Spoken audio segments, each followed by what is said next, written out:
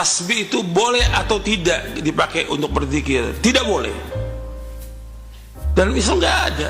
Di zaman Nabi nggak pernah pakai tasbih sama sekali. Itu kira-kira sesuai ajaran Rasul apa kagak? Kan banyak yang bilang katanya tasbih itu nggak sesuai dengan ajaran Nabi Muhammad begitu. Lebih bid'ah smartphone yang dari Cina tuh atau tasbih?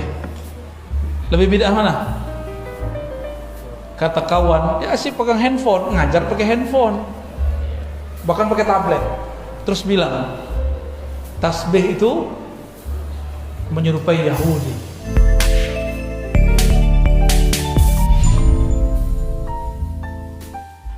Secara hukum syar'i, tasbih itu boleh atau tidak dipakai untuk berzikir? Tidak boleh. Beda hukumnya. Dan itu yang kuat pendapat. Itu pendapat yang kuat. Ada pendapat ulama yang membolehkan, tapi nggak kuat. Pendapat yang marju.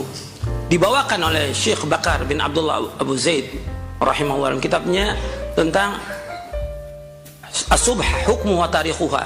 As-Subha Hukmuha wa Tarikhuha. Bukunya tipis, kutaib. Tentang hukum tasbih, hukumnya dan sejarahnya. Dijelaskan tasbih itu menyerupai orang-orang Nasrani, orang Hindu, Buddha. Dalam Islam nggak ada. Di zaman Nabi nggak pernah pakai tasbih sama sekali. Di zaman Nabi sudah ada benang, sudah ada kerikil, kan bisa dibuat. Nabi nggak gunakan sama sekali. Sahabat yang bahkan Nabi menyuruh sahabat apa? Wa'aqidna bil anamil. Adalah kalian berzikir dengan apa? Dengan jari. Fa innahunna mas'ulat wa mustantaqat. Karena jari-jari tangan itu akan ditanya oleh dari kiamat dan dia akan berbicara pada hari kiamat nanti. Itu kira-kira sesuai ajaran Rasul apa kagak? Kan banyak yang bilang katanya tasbih itu nggak sesuai dengan ajaran Nabi Muhammad begitu ya. Tasbih itu katanya apa? Kayak ajaran orang Hindu apa Buddha begitu. Mungkin ulama menjelaskan masalah tasbih itu, kata ulama. Tasbih itu cuma alat untuk berzikir. Ada satu orang duduk di Masjidil Haram, lagi megang tasbih di tangannya, zikir dia. Ada aja yang iseng itu orang datang nyamperin dia, fulan, ya fulan, mahadeh. Tuh di tangan ente apaan? Megang apaan sih ente? Itu diputer-puter. Orang itu kadang-kadang Allah kasih badahah, kecepatan menjawab, spontanitas orang cerdas. Dengan santainya orang ini nanya balik, gablaan ujib, sebelum anda jawab, anda mau tanya sama ente. Agullak as'alak mahadeh. Beneran nih orang yang ngomong apaan tuh? Tasbih maksudnya apaan tuh? Ini orang pakai jam tangan. Jadi ini orang nanya balik, mahadeh. Itu di tangan ente apaan? Dia langsung bilang, hadhihi alatun li dhabtil waqt. Ini alat untuk menyesuaikan waktu. Idan kalau gitu tasbih ini hadhihi alatun li dhabtil adad. Ini juga alat untuk menyesuaikan jumlah zikir. Ente sholat pakai itu kan? Ya, anda pakai ini zikir. Ente pakai jam sholat. Walhal jam itu nggak ada di zaman Rasul, tapi ente pakai waktu itu buat nyesuaiin sholat. Ente pakai alat itu buat nyesuaiin sholat. Walhal itu mungkin nggak tahu bikinan kayak siapa, kayak gimana. Kita pakai ini zikir sama Allah. Ada gak di zaman Rasulullah tasbih? Ada. Ya. Istri Nabi Muhammad SAW, anda lupa apakah Sayyidah Hafsah atau Sayyidah Juwairiyah atau Sayyidah Ummu Salamah, salah satu istri Rasulullah itu punya biji nawa namanya, biji dari satu pohon nawa yang dikumpulin dan dipakai buat ngitung jumlah zikir. Jadi misalnya mau zikir 1000 udah disiapin, dipindahin subhanallah. Kalau belum habis berarti belum 1000 tuh. Gitu. Ya. Dan itu disaksikan sama Rasulullah dan Rasulullah tidak melarangnya, tidak memarahinya. Takrir itu disetujuin sama Nabi Muhammad. Apa sih sunnah? Sunnah itu ma'udhifa ila Nabi SAW min qaulin wa fi'lin wa takrir. Sunnah itu adalah segala sesuatu yang dikembalikan, dinisbahkan kepada Rasulullah, baik itu berupa ucapan atau perbuatan Rasul atau persetujuan Rasul. Itu sunnah.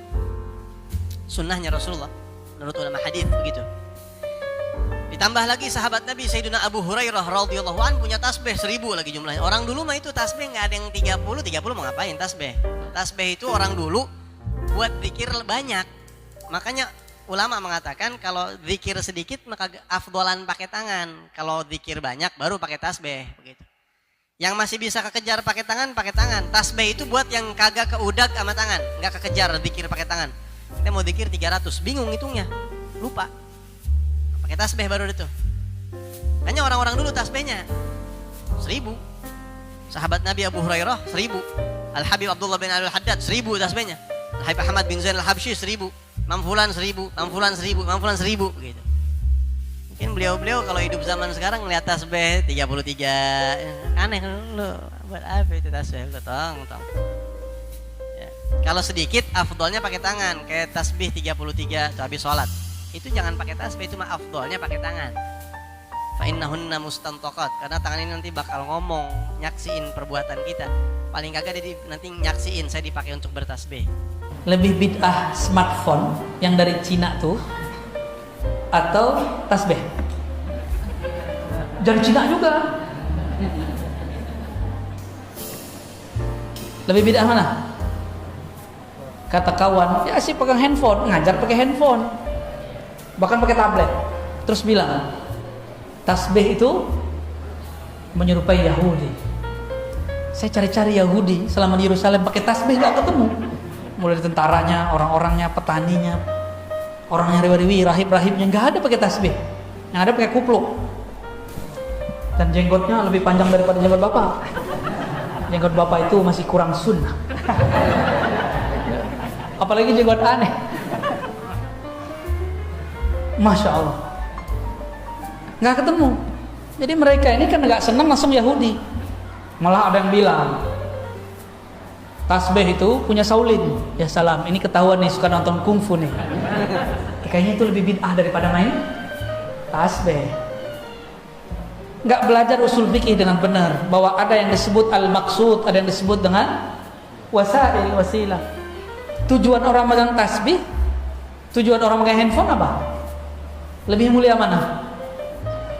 Tasbih. Rasulullah nggak pernah pakai tasbih. Oh, kita bisa papas ini kalimat. Rasulullah baca Quran pakai mushaf nggak?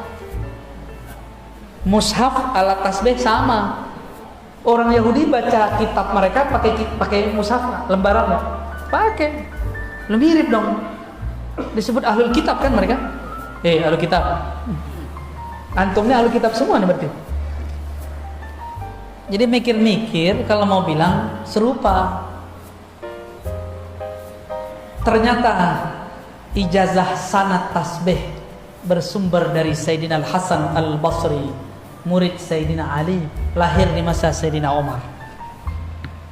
Al-Hasan lahir di Hijaz, di Madinah, tapi besarnya di Basrah. Berguru kepada Sayyidina Ali. Nah, syaitan nggak mau diam, maka dia bisikkan ulama-ulama yang di dalam hatinya tidak ada takut kepada Allah. Kamu cari alasan bahwa Hasan Al-Basri tidak pernah berguru kepada Ali. Maka ada pembahasan mereka, inqita'ul Hasan Al-Basri wa Ali, keterputusan Hasan Basri dan Ali. Tapi dibantah oleh ahli hadis Imam Ibnu Hajar Al-Asqalani bahwa Al-Hasan Al-Basri benar-benar berguru lama kepada Sayyidina Ali karamallahu wajhah. Jadi pakai tasbih dari siapa? Al-Hasan dan kami meriwayatkannya dari guru kami, dari gurunya terus sampai kepada Sayyidina Hasan Basri, bersambung kepada zaman Imam Tabi'in yang digelar dengan Sayyiduz Zahidin, sayyidnya orang-orang zuhud. Itulah gelar Imam Hasan Al-Basri. Ya. Itu tasbih itu ada sanadnya kita. Serban aja kita ada sanadnya, cuma saya belum pakai. Ya, bentar lagi lah ya. Jadi sekarang kita skip dulu ijazahnya, kita simpen dulu. Megang jenggot aja ada ijazahnya. Jadi yang punya jenggot nih, panjangin dikit pak. Nanti kalau kita ke Medan lagi kita ada ijazah jenggot, megang jenggot, ada ijazahnya. Maka beliau tuh yang paling sunnah di situ tuh ya. Mana jenggot antum? Kita berjenggot bukan pengen disebut salaf. Kita berjenggot karena Nabi kita berjenggot. Tapi kalau antum nggak mau berjenggot nggak apa-apa. Cukup katakan beberapa guruku tidak berjenggot. Boleh ngomong gitu. Ya, bukan berarti melanggar sunnah Nabi Sallallahu Alaihi Wasallam.